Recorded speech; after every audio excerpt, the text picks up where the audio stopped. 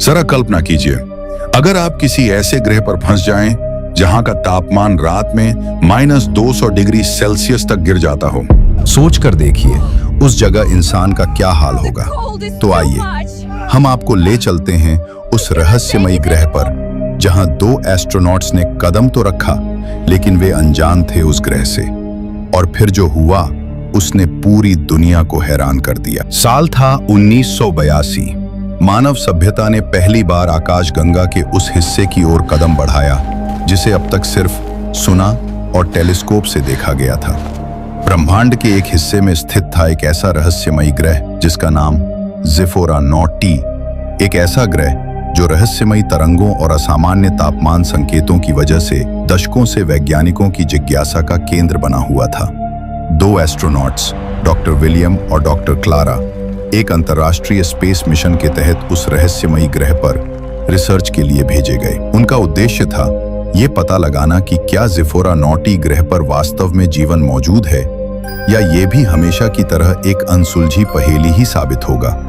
इसी खोज के लिए वे अपने साथ छोटे पौधे, कुछ कीड़े मकोड़े और पानी के सैंपल खास डिब्बों में बंद करके लेकर निकले थे। लेकिन उन्हें जरा भी अंदाजा नहीं था कि ये मिशन एक ऐसे सफर में बदल जाएगा जहां जरा सी चूक उन्हें हमेशा के लिए ज़िफ़ोरा नॉटी की अंधेरी गहराइयों में कैद कर सकती है।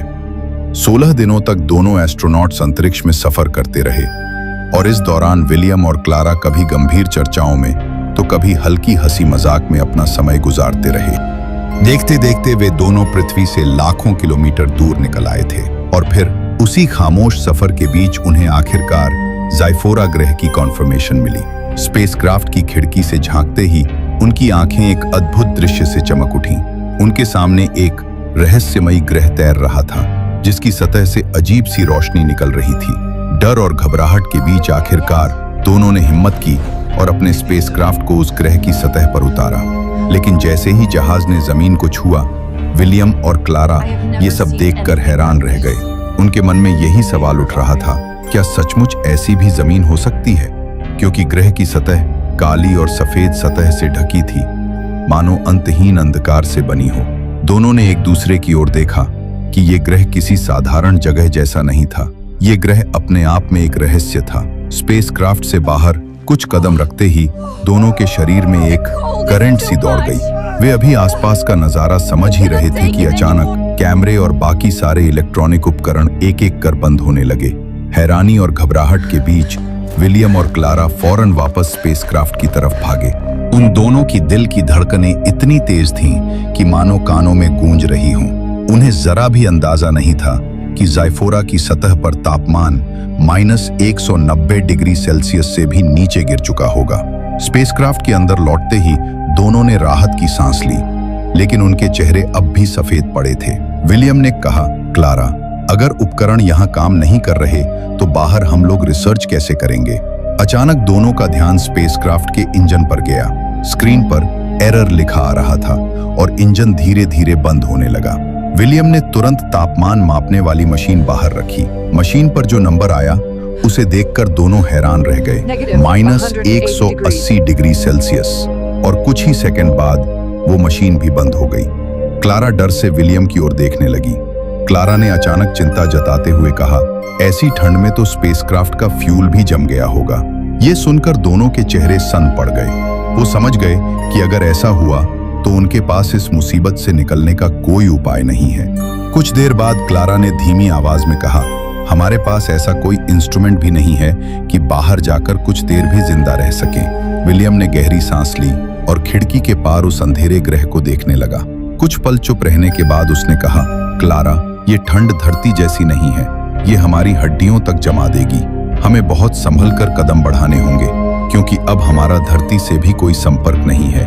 क्लारा ने धीमी आवाज में सिर हिलाते हुए जवाब दिया, हाँ विलियम। विलियम ने धीरे से सिर झुकाया और नम आंखों से कांपती आवाज में बोला, क्लारा, मैं इस ठंड में मरना नहीं चाहता।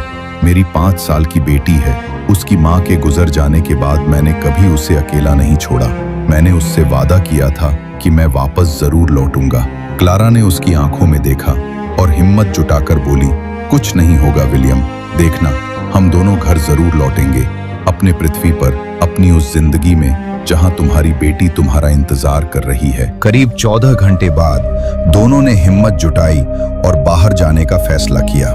जैसे ही उन्होंने स्पेसक्राफ्ट का दरवाजा खोला और कदम बाहर रखा, दोनों आश्चर्यचकित हो गए। जहां कल तक चारों ओर काली मिट्टी फैली थी, वहां अब जमीन सफेद रंग में बदल चुकी थी और तापमान लगभग सामान्य लग रहा था। क्लारा ने हैरानी से कहा, विलियम, लगता है इस ग्रह पर मौसम रात में बदल जाता है। विलियम ने गहरी नजर से चारों ओर देखा और सिर हिलाया। हाँ, ये जगह वाकई किसी रहस्य से कम नहीं, लेकिन पिछली रात की ठंड की वजह से उनके पास जितने भी उपकरण थे सब पूरी तरह बंद पड़े थे। यहाँ तक कि उनके स्पेसक्राफ्ट का फ्यूल भी जम चुका था, जिससे उनका वापसी का रास्ता और भी अनिश्चित हो गया था। यहाँ तक कि मैप और लोकेशन सिस्टम भी काम नहीं कर रहे थे। अब वे दोनों इस ग्रह पर पूरी तरह अनजान और खोए हुए थे। फिर भी हिम्मत जुटाकर उन्होंने तय किया, चाहे जैसे भी हालात हों, हमें रिसर्च शुरू करनी ही होगी। ऐसा लग रहा था मानो पूरे ग्रह पर सफेद चादर बिछा दी गई हो। विलियम और क्लारा साथ साथ चलते हुए चारों ओर फैली अनजानी चीजों को गौर से देखते जा रहे थे। सूरज की रोशनी भी यहाँ बहुत फीकी थी, मानो उसकी किरणें इस ग्रह तक पहुंच ही नहीं पा रही हों। उन्हें एहसास हुआ कि ज़ाइफोरा ग्रह सचमुच ब्रह्मांड के बाकी सभी ग्रहों से बिल्कुल अलग है। दोनों धीरे धीरे आगे बढ़ रहे थे कि अचानक जमीन उनके पैरों के नीचे हल्की सी हिलने लगी। कंपन कुछ सेकंड तक चला और फिर सब कुछ बिल्कुल शांत हो गया। क्लारा ने घबराकर विलियम का हाथ पकड़ लिया। विलियम की सांसें तेज हो गईं। उसने चारों ओर देखा, लेकिन वहां न हवा थी न कोई हरकत, बस वही अजीब सी खामोशी जो और भी भारी लगने लगी थी। उन्हें दिन और रात का बिल्कुल अंदाजा नहीं हो रहा था। ग्रह का मौसम हर वक्त एक सा ही लग रहा था, न कोई धूप का असर न ही अंधेरे का फर्क। लेकिन एक बात दोनों अच्छी तरह जानते थे, अगर सूरज पूरी तरह ढल गया या हालात अचानक बिगड़ गए तो उन्हें समय रहते स्पेसक्राफ्ट में लौटना होगा। शाम ढलने से पहले ही दोनों सावधानी से वापस अपने स्पेसक्राफ्ट की ओर लौट आए। साथ ही उन्होंने ग्रह की सतह से कुछ मिट्टी के सैंपल भी इकट्ठा कर लिए ताकि बाद में उन पर रिसर्च की जा सके। स्पेसक्राफ्ट में लौटने के बाद दोनों ने बैठकर अगले दिन की योजना बनाई। उन्होंने तय किया कि कल वे 2 अलग-अलग दिशाओं में निकलेंगे ताकि ज्यादा से ज्यादा जानकारी इकट्ठा की जा सके। रात गहराते ही मौसम एक बार फिर बदल गया। ठंड बढ़ती बढ़ती 180 डिग्री सेल्सियस तक पहुंच गई। स्पेसक्राफ्ट के भीतर भी माहौल भारी और डरावना हो गया। विलियम ने कुछ देर सोचने के बाद कहा, क्यों ना इस मौके पर एक प्रयोग किया जाए।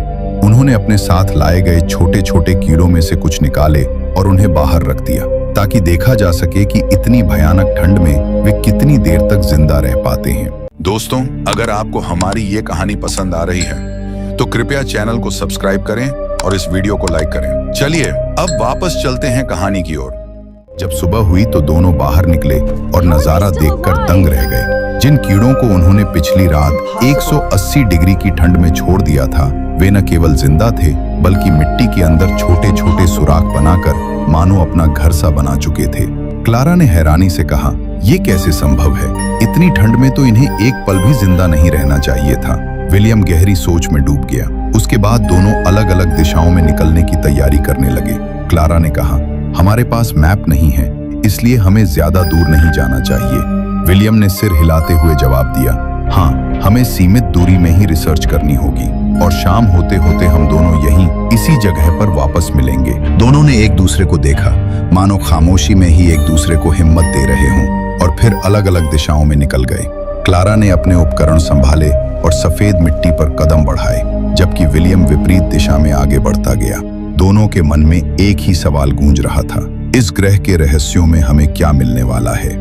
विलियम धीरे धीरे चलते हुए एक जगह पहुंचा जहां उसे एक बहुत बड़ा एस्टेरॉयड जैसा पत्थर जमीन पर गिरा हुआ दिखा। ध्यान से देखने पर उसने देखा कि उसके नीचे एक गहरी सुरंग बनी हुई है। विलियम चौंक गया और धीरे से बोला, ये आखिर है क्या? जिज्ञासा में वो उस सुरंग के अंदर गया, लेकिन अंदर जाते ही उसके कदम रुक गए क्योंकि वहां अजीबोगरीब जानवरों के कंकाल बिखरे पड़े थे। ऐसा लग रहा था जैसे बहुत समय पहले इस ग्रह पर जीवन रहा हो। वो धीरे धीरे और गहराई में जाने लगा। सुरंग अंधेरी और लंबी थी और विलियम बिना समय का ध्यान दिए आगे बढ़ता ही जा रहा था। उधर दूसरी ओर क्लारा अपने रास्ते में नई नई जगहों से मिट्टी और चट्टानों के सैंपल इकट्ठा कर रही थी। देखते देखते शाम हो गई।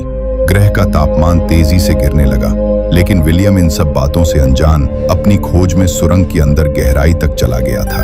उधर क्लारा अपनी रिसर्च पूरी करके स्पेसक्राफ्ट लौट आई थी। उसे उम्मीद थी कि अब तक तो विलियम लौट आया होगा। उधर सुरंग के अंदर अचानक ठंड तेज होनी शुरू हुई। विलियम ने महसूस किया कि उसके शरीर में झंझनाहट और सुन्नपन बढ़ रहा है। उसके दिमाग में तुरंत ख्याल आया, मुझे किसी भी हाल में स्पेसक्राफ्ट वापस पहुंचना होगा। वो तेज तेज दौड़ने लगा, लेकिन सुरंग की गहराई और अंधकार ने उसके कदमों को जकड़ लिया। वो भागते भागते कई बार गिरा और आखिर उसे लगा जैसे वो वहीं अंदर कहीं फंस गया हो। विलियम जोर जोर से चिल्लाने लगा, क्लारा, मैं फंस गया हूँ। क्लारा, प्लीज मुझे बाहर निकालो, मुझे मरना नहीं है। उसकी आवाज सुरंग की दीवारों में गूंजकर कई बार लौट कर आई। देखते देखते ग्रह का तापमान और गिरने लगा। अब ये -70 डिग्री से भी नीचे पहुंच चुका था। चूंकि वहां हवा नहीं थी, आवाज सिर्फ सुरंग के भीतर ही अटकी रह गई। उधर क्लारा अपने स्पेसक्राफ्ट में बैठी बेचैनी से खिड़की के बाहर बार बार देख रही थी। उसके हाथ कांप रहे थे, दिल की धड़कनें तेज हो गई थीं, लेकिन बेबसी ये थी कि वो बाहर जाकर कुछ कर भी नहीं सकती थी। वो हर पल इंतजार कर रही थी कि कब विलियम लौट कर आए, पर समय बीतता जा रहा था और उसकी चिंता और डर बढ़ती जा रही थी। देखते देखते बहुत समय बीत गया। क्लारा सर पे हाथ रखकर रोते हुए वही स्पेसक्राफ्ट में बैठ गई। उधर विलियम किसी तरह सुरंग से निकल तो आया था, लेकिन अब ग्रह का तापमान और गिर चुका था, -120 डिग्री तक। उसके पैर बुरी तरह कांप रहे थे, पूरा शरीर सुन्न हो गया था। वो कुछ भी महसूस नहीं कर पा रहा था। दूर उसे अपना स्पेसक्राफ्ट दिख रहा था, मगर उसके हाथ पांव ने जैसे जवाब दे दिया हो। तभी क्लारा ने खिड़की से बाहर झांका। उसने विलियम को बर्फीली सतह पर लड़खड़ाते देखा और घबराकर चिल्लाई, विलियम, रुको, मैं आ रही हूँ। उसने फौरन स्पेसक्राफ्ट का दरवाजा खोला, लेकिन बाहर निकलते ही ऐसा लगा मानो उसके पूरे शरीर में करंट दौड़ गया हो। इतनी ठंड में वो मुश्किल से 4 कदम भी नहीं चल सकती थी। वो रोते हुए स्पेसक्राफ्ट के अंदर वापस आ गई और विलियम को देखती रही। उसके आंख से आंसू बह रहे थे, मगर उसका ध्यान विलियम पर था। वो समझ गई थी कि इस ग्रह ने हमारे साथी को छीन लिया है। वो दर्द से बस चिल्लाती रही। सोचिए दोस्तों, ये कितना दर्दनाक पल रहा होगा, जहां उसका साथी उसकी आंखों के सामने दम तोड़ रहा था, मगर क्लारा चाहकर भी उसके पास नहीं पहुंच पा रही थी। इसके बाद क्लारा पूरी रात स्पेसक्राफ्ट के अंदर बैठी हुई विलियम को देखती रही। हर पल उसके भीतर घुटन बढ़ती जा रही थी, ठंडी, बेबसी भरी। विलियम की वही आवाज बार बार उसके कानों में गूंजती, मुझे मरना नहीं है, मेरी एक बेटी है। ये यादें उसकी रूह तक को झकझोर रही थी। सुबह हुई तो क्लारा हिम्मत जुटाकर स्पेसक्राफ्ट से बाहर निकली और विलियम के पास गई। वो उसके पास घुटनों के बल बैठ गई और उसका चेहरा छूने लगी। विलियम की सांसें अब रुक चुकी थीं। क्लारा की आंखों से आंसू बहने लगे। उसने कांपती आवाज में कहा, मुझे माफ कर दो, मैं चाहकर भी तुम्हें बचा नहीं पाई। वो रोते रोते उसका हाथ पकड़कर बैठी रही, मानो उसे छोड़ने की हिम्मत ही ना हो रही। फिर उसने वहीं पर विलियम को दफनाया और एक पेड़ लगाया। क्लारा धीरे से बोली, तुम्हारी याद में ये पेड़ मैं लगा रही हूँ। मुझे नहीं पता ये सूख जाएगा या बचेगा, लेकिन भविष्य में अगर कभी मैं इस ग्रह पर आई तो जरूर तुम्हारे पास आऊंगी। William, I miss you. थोड़ी देर बाद उसने गहरी सांस ली और अपने आंसू पोंछे। उसके मन में सिर्फ अब एक ही ख्याल था कि मुझे किसी भी तरह इस ग्रह से निकलना होगा। धरती पर लौटकर सबको यहाँ के बारे में बताना है और सबसे जरूरी विलियम की बेटी को संभालना है। वह उठी और स्पेसक्राफ्ट की ओर देखने लगी। उसके दिमाग में अब बस एक ही सवाल था, कैसे वो जमे हुए फ्यूल को पिघला सकेगी, वो भी शाम होने से पहले। क्योंकि जैसे ही रात ढलेगी तापमान इतना गिर जाएगा कि बाहर निकलना तो दूर, जिंदा रहना भी नामुमकिन हो जाएगा। क्लारा ने चारों ओर नजर दौड़ाई। उसके दिमाग में बस एक ही ख्याल आ रहा था कि अगर किसी तरह गर्मी पैदा कर सकूं तो शायद फ्यूल पिघल जाए। उसने बिना देर किए अपने कपड़े उतार उतार कर जलाने शुरू कर दिए। यहाँ तक कि उसने विलियम के कपड़े भी इकट्ठा किए और उन्हें भी आग लगाने के लिए इस्तेमाल किया।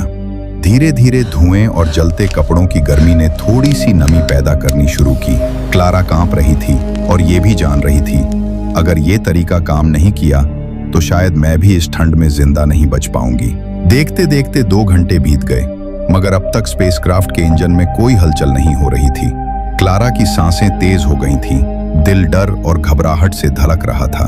उसे लग रहा था जैसे अब सब खत्म होने वाला है।